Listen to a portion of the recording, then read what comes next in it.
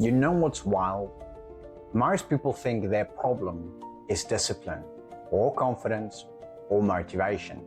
But that's not the real problem. The real problem is your dreams are too small and your belief in yourself is even smaller. Not because you're weak, not because you're lazy, but because somewhere along the line you were trained to stay realistic. And realism quietly murders potential. Every high performer you admire, athletes, entrepreneurs, leaders, creators, they all had one thing in common before they succeeded. They believe in themselves at a level most people call delusional. And here's the part nobody tells you. Sometimes you need a little delusion to break out of a life you've been stuck in. Because the version of you that doubts themselves, that version will never build the life you secretly want. Today I'm going to show you why your belief is capped, why high performance look delusional, and how to rebuild belief in a way your nervous system can actually hold. Let's get to it. Here's where most people get this wrong. Belief is not positive thinking. Belief is not affirmations. Belief is not hyping yourself up in the mirror like you're about to fight a lion. Belief is a biological state. Your brain doesn't ask, is this belief inspiring? No, your brain asks, is this belief safe? If your nervous system doesn't feel safe expanding, standing out, being seen, risking judgment, risking failure, risking success, your brain caps belief automatically. That's why people say, I want more, but something keeps holding me back. That something is not mindset, it's survival. Because your nervous system has one job, keeping you alive. Not successful, not confident, not rich, not free, alive. And in your nervous system's world, alive often means don't stand out, don't get judged, don't get rejected, don't risk embarrassment, don't risk change. So you stay in a zone your system can tolerate, even if it's suffocating you. That's why you can be insanely capable and still play small. Because belief isn't a thought, it's an expectation. Our system's prediction of how safe it is for you to expand, maintaining the belief that things will turn out fine and being hopeful about the future. If this is already clicking, comment "this makes sense" down below. Not for me, for you, because naming awareness is the first step out of survival mode. Let's talk about that word people love to throw around, delusional. Every person who changed their life was called delusional before it worked. Think about it. You're dreaming too big. Be realistic, man. Who do you think you are? That's not how life works. Translation, if you break the rules, it makes me uncomfortable. Them, not you.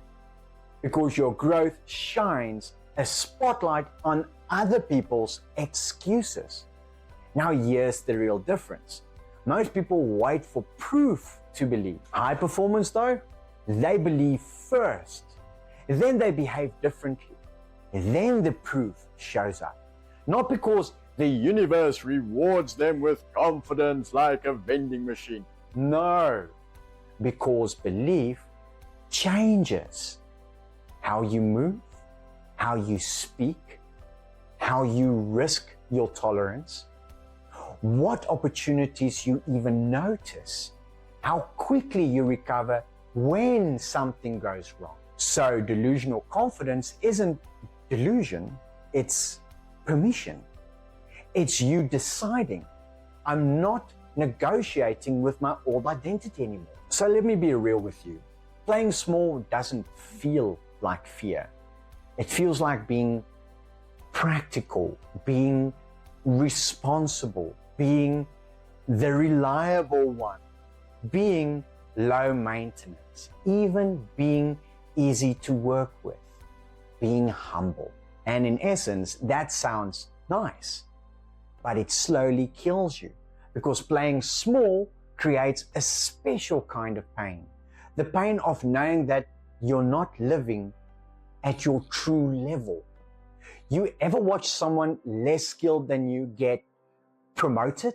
And you're sitting there thinking, how is this happening? Only for the real truth to then hit you. They're not always better. They're just less scared to be seen. They speak up, they ask questions, they pitch, they apply, they post, they go for it. And you? You keep waiting until you feel ready. But ready is a nervous system state, not a calendar date. So you keep living in the warm bath of someday. And someday is where dreams go to die. Here's the lie people keep telling themselves. I need to believe in myself 100% before I can take action. No, you don't. You need 51% permission. You need enough safety to take the next step while your hands shake. Because belief doesn't come before action for most people. Belief comes from action. Belief is built through proof. And proof doesn't come from dramatic moves. It comes from tiny wins stacked daily. So this is the idea of small improvements compounding, the 1% improvement concept. So instead of trying to become the most confident person alive, you become the person who keeps small promises to themselves. That's how you build belief without forcing it. Okay, before we go any further, do this with me quickly. Put your feet flat on the ground. Inhale through your nose for 4 seconds. And then exhale for 6 through your mouth. Do that 3 times because you don't think your way into belief. You'll signal safety, then install the new identity. If this is the kind of content you've been needing, where we don't just hype you up, we actually explain what's happening inside you, hit that subscribe button now. This channel is for high performers who want real change without frying their nervous system in the process. All right, here's where we get practical.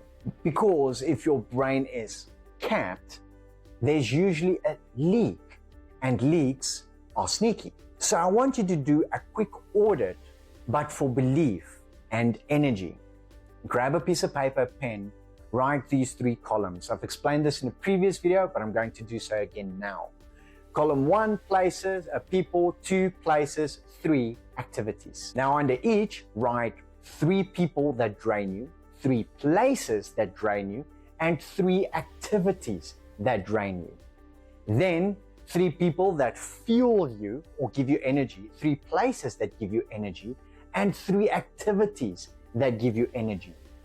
Now answer these 5 questions and don't overthink it. Go with the first thought.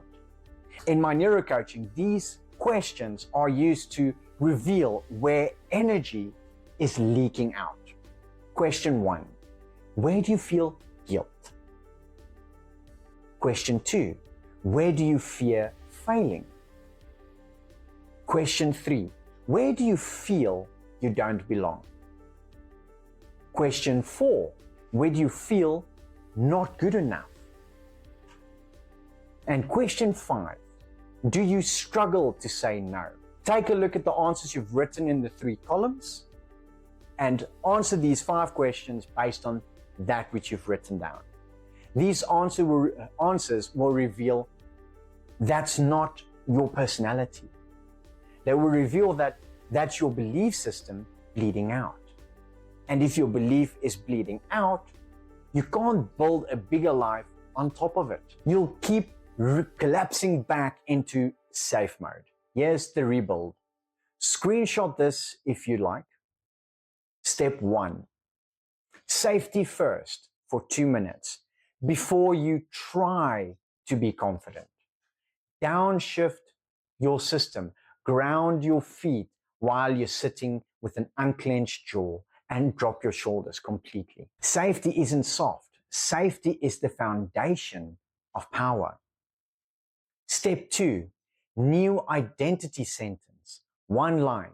Not a dramatic affirmation, a believable sentence your nervous system can hold.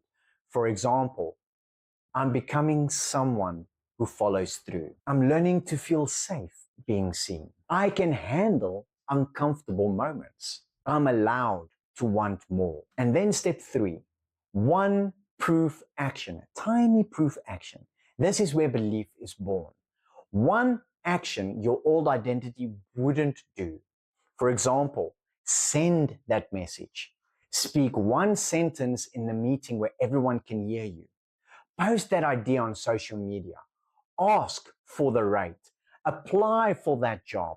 Follow up with that lead. You know, the one you've been avoiding. Because proof builds faster than motivation ever will. And if you're watching this thinking, okay, that is me.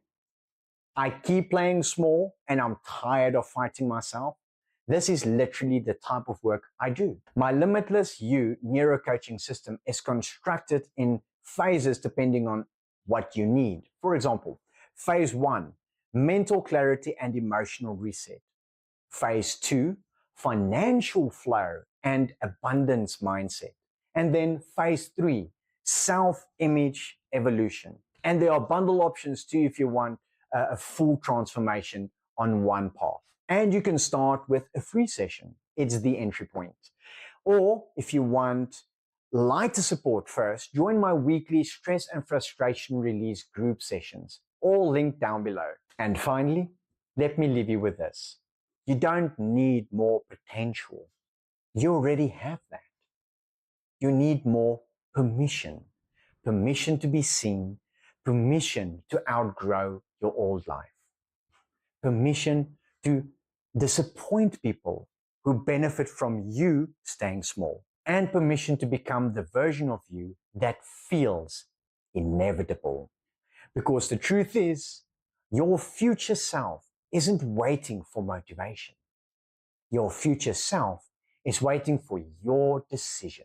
Thank you so much for watching. Hope you enjoyed this, and I'll be seeing you in the next one. Cheers.